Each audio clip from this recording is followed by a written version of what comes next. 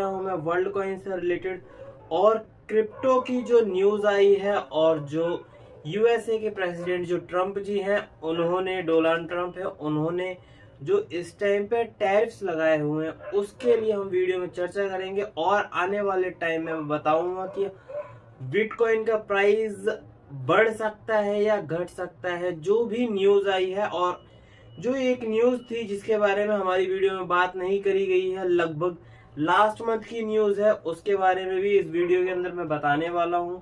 तो please video में last तक बने रहिएगा। ठीक है दोस्तों, वैसे अगर किसी भी भाई को अपना वर्ल्ड कॉइन का अमाउंट निकालना हो तो स्क्रीन पे दिए हुए नंबर पे कॉल करके कांटेक्ट कर सकते हैं। जो अभी आपका अमाउंट है वो रीजनल प्राइस में निकल जाएगा। तो जैसा कि आपको पता है, अभी जो टैरिफ लगाया गया है, इंडिया के ऊपर जो टैरिफ लगाया गया है वो 26% का टैरिफ लगाया गया है। जैसे चाइना के ऊपर जो टैरिफ लगाया गया है वो 34% का टैरिफ लगाया गया है। और यूरोपीय यूनियन के तरफ 20% का टैरिफ लगाया गया है। ठीक है दोस्तों, और टैरिफ होता क्या है, मैं एक बार आपको, अगर आपको पता है तो बहुत अच्छी बात है, लेकिन मैं आपको बता देता हूँ वैसा टैरिफ क्या होता है। जब कोई प्रोडक्ट, अगर मान लो यूएसए में कोई प्रोडक्ट बन रहा है, बनने के बाद में जब इंडिया के अंदर आ रहा है बिकने के लिए, ठीक है, तो वहां से जब प्रोडक्ट निकल के आया उसके बाद में जो इंडिया ने टैरिफ लगा रखा है वो 52% का टैरिफ लगा रखा है। अब वो जैसे ही इंडिया में एंटर करती है तो उसके ऊपर 52% का एक एक्सटर्नल जो चार्ज होता है, वो चार्ज जो भी उसका कैपिटल, टोटल कैपिटल है, उसके ऊपर 52% का कैपिटल चार्ज लग जाता है। ठीक है, जैसे कोई भी बाहर कंट्री से कोई भी गाड़ी भी हम इंपोर्ट करते हैं तो उस पे अलग, जैसे 52% का चार्ज है तो उस पे वो ऐड होके उसके बाद में गाड़ी हमारे पास में आती है। जैसे मैं बात करूं, अगर जब इंडिया से कोई भी, मान लो कोई भी प्रोडक्ट हम यहाँ से वहां भेजते थे तो इजीली सेल हो जाता था, कोई दिक्कत नहीं है। बट अब जो ट्रम्प दादा ने किया है वो 26% का टैरिफ लगा दिया है। अब अगर हम अपनी तरफ से जो कोई भी प्रोडक्ट वहां पे बेचते हैं, मान लो अगर हम 100 रुपए का प्रोडक्ट यहाँ से बेचते हैं तो ऑटोमेटिकली 26% का टैक्स लग के वो वहां पर कितने का हो जाएगा, 126 रुपए का। तो इसे ही टैरिफ कहते हैं। ठीक है दोस्तों, और मैं बताऊं, जो टैरिफ है ना वो हमारे लिए नुकसानदायक इतना नहीं है जितना वहां के कंज्यूमर्स के लिए, जो वहां की जनता है उनके लिए, क्योंकि उन्होंने तो टैरिफ लगा दिया, ठीक है, तो उनके लिए कोई दिक्कत नहीं हुई। लेकिन देना सारा का सारा जनता को ही पड़ता है भाई, कोई नहीं होता, जनता ही पिसती है। ठीक है दोस्तों, तो यही है कि अब यहाँ से टैरिफ लगता है तो वहां जाएगा, वहां पे जाके लोग बाय करेंगे। अब वही है, चार्जेस जो बढ़ेंगे तो बाय तो वहां के लोग कर रहे हैं, तो गवर्नमेंट पे कोई असर नहीं पड़ रहा है, उन्होंने टैरिफ लगा दिया। ठीक है, अब जैसे मैं इंडिया की बात करूं तो यहाँ से एक गाड़ी है लैंड रोवर करके, ठीक है, लैंड रोवर गाड़ी यहाँ से बनती है, वो वहां पे जाती है बिकने के लिए। तो वहां पे क्या है, जो जैगुआर गाड़ी है वहां पे जैसे जाके सेल होगी तो वहां पे 26% अबव उसका प्राइस लगेगा, उसके बाद जाके वहां पे सेल होगी। और सबसे बड़ी बात एक बता दूं मैं, जो टैरिफ लगाया गया है उससे अलग ऑटोमोबाइल सेक्टर से जितना भी वहां पे अगर सामान जाता है ऑटोमोबाइल सेक्टर से, तो उसके ऊपर ऑटोमेटिकली 25% टैक्स एक्स्ट्रा लगेगा ही लगेगा। ये एक्सटर्नल चार्ज है। जो चार्ज शॉप है, वो जो गुड्स पे लगाया जा रहा है वो तो हमारा 26% है, वो तो सीमित है।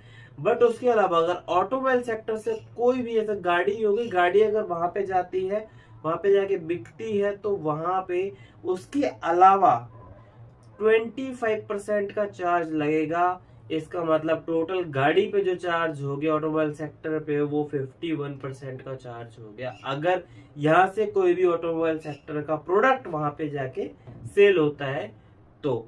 ठीक है दोस्तों, बाकी मैं इस वीडियो में आपको बताने ही वाला हूँ कि जो यहाँ से हमने एक्सपोर्ट किया था 2024 के अंदर, जो यहाँ से यूएसए के अंदर लगभग हमारी जीडीपी का कितना परसेंट है, वो भी मैं आपको स्क्रीन पे दिखा देता हूँ। और लेकिन मैं बताऊँ, जापान, साउथ कोरिया, इनसे तो लगभग कई सारी गाड़ियाँ वहाँ पे एक्सपोर्ट हुआ करती थी। लगभग 40 लाख गाड़ी हर साल वहाँ पे एक्सपोर्ट हुआ करती थी। वो तो बिल्कुल ही कंपनीज हो गई। अब वही है, यहाँ से प्रोडक्ट बन के वहां, अब वही है, सेल थोड़ी सी कम भी हो जाएगी। बट आप अगर एक तरफ मार्केट को देखोगे तो इंडिया पे लगभग कोई ज्यादा इम्पैक्ट नहीं पड़ा है अभी। क्योंकि अब मैं परसों की बात करूं, यस्टरडे, उसके पहले वाले दिन तो ज्यादा इफेक्ट नहीं हुआ है। क्योंकि ट्रम्प दादा ने फार्मास्यूटिकल पे ज्यादा उस टाइम पे टैक्स लगाया ही नहीं उस टाइम पे। लेकिन बाद में जब मिले दोबारा से हमारे मोदी जी, और उसके बाद वो बता रहे हैं कि फार्मास्यूटिकल के लिए सोचा जाएगा। बट जब मार्केट की जैसी गैप अप ओपनिंग हुई थी, जब इस चीज के लिए बात चल रही थी, और उसके बाद बताया कि निफ्टी फार्मा पे कुछ लगा ही नहीं है, तो निफ्टी फार्मा जो ओपन हुआ था 5% अबव ओपन हुआ था। ठीक है, तो इसीलिए उस टाइम पे असर नहीं दिखा। लेकिन जैसे ही पता लगा, तो कल का मार्केट अगर देखोगे आप, तो मार्केट का आपको फॉल नजर आएगा निफ्टी फार्मा के अंदर भी। ठीक है, तो उन्होंने ये बोला था कि जस्ट हम कुछ सोचेंगे। तो बोलने से कोई प्रेसिडेंट, जब क्या कहते हैं, किसी देश का प्रेसिडेंट किसी वस्तु पे, किसी थिंग पे बोलता है, तो बहुत मार्केट ऊपर नीचे हो जाती है। और साथ ही मैं एक न्यूज आपको एक बताने वाला था कि जो पिछला जो 4 मार्च 2025 रहा था, उसमें ट्रम्प दादा ने क्या बोला था, जो भी अपनी फेडरल एजेंसीज, जो जितनी भी हमारी केंद्रीय एजेंसीज है, उनके हो गई अदर सरकार के पास, उन्होंने बोला था अब सारे के सारे जो भी, जो इथेरियम हो गए, बिटकॉइन हो गए, रिपल, सोलाना, ठीक है, ये जितने भी कॉइन्स है ना, इनको इकट्ठा करना शुरू करो। क्योंकि जो भी अब जैसे गवर्नमेंट के पास जो पड़े हुए हैं वो, ठीक है, अब लोगों के पास पड़े हुए वहां से भी खरीदे जाएंगे। क्योंकि आने वाले टाइम में क्या है, अभी उन्होंने इसीलिए बोला है, अब मानोगे नहीं, जो यूएसए है सबसे ज्यादा, उसके पास में बिटकॉइन इस टाइम पे पड़ा हुआ है। लगभग मैंने जो न्यूज पढ़ी थी, 2 लाख के आसपास, 1,98,022 कॉइन यूएसए के पास में पड़ा हुआ है। भाई उनके पास कैसे पहुंचते हैं? जो भी लोग स्कैम कर रहे हैं वहां पे एकदम से छापेमारी होती है। तो जैसे ही पुलिस वहां पे पहुंचती है, अब वो जो बिटकॉइन देखती है, जो भी जिनको स्कैमर को पकड़ा है, अब उनके पास से कहाँ जाएंगे? जाएंगे तो वो गवर्नमेंट के पास ही ना।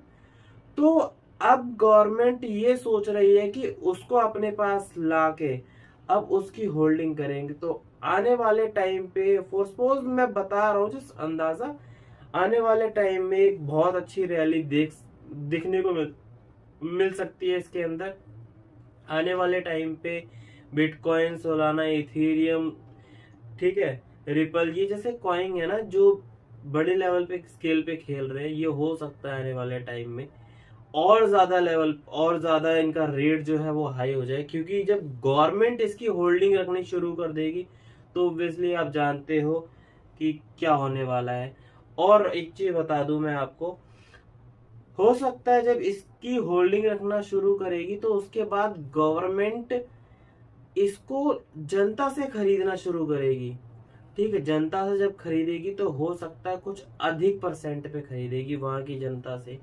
ठीक है, अधिक परसेंट पे खरीदेगी और उसके बाद उसको होल्ड करना शुरू करे। आने वाले टाइम में डैम श्योर इसकी रैली, मेरे को जहां तक लगता है कि इसकी रैली उठ सकती है। आपको क्या लगता है? प्लीज आप कमेंट में जरूर बताइएगा।